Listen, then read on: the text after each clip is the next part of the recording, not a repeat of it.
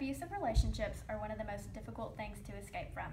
Too often, people seem to think that in order to consider it an abusive relationship, there has to be physical violence, and that is not always the case.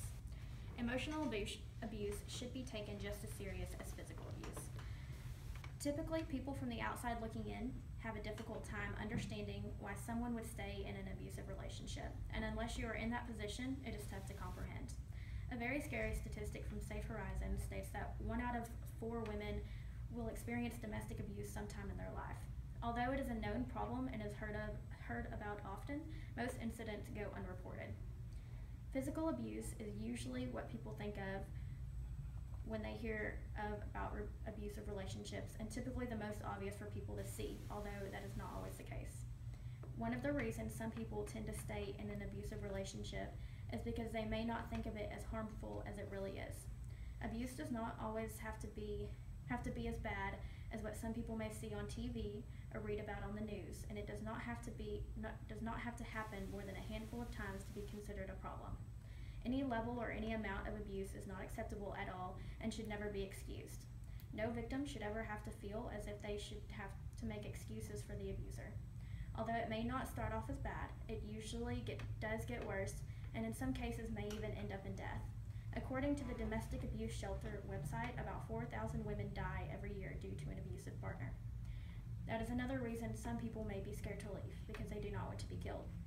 75% of those 4,000 women who died as a result of leaving or after they left. Sometimes a person will leave the relationship but come back, and on average, someone will leave 7 times before they actually stay gone for good. The reasons why they go back vary, but include things such as they think the abuser has changed their ways, the abuser may have threatened them, a family member or a friend, or they may have threatened to hurt themselves. Emotional abuse is more of an issue than people make it out to be.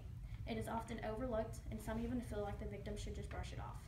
Emotional abuse can make an individual feel worthless and unneeded in this world. The words of an abuser cut much deeper than a victim may even realize. A person can be degraded so badly that they think that the abuser is the only one that will even be there for them, and they think they are even lucky that the abuser is sticking around and dealing with them. An abuser has a way with words and can be extremely manipulative. Sometimes emotional abuse can even be more dangerous to someone than physical abuse. Different ways that someone may emotionally abuse include dominance, humiliation, isolation, threats, intimidation, denial, and blame. Domination can include behavior such as giving orders that are expected to be carried out without question, which can make the victim seem as if they are a possession instead of a human being.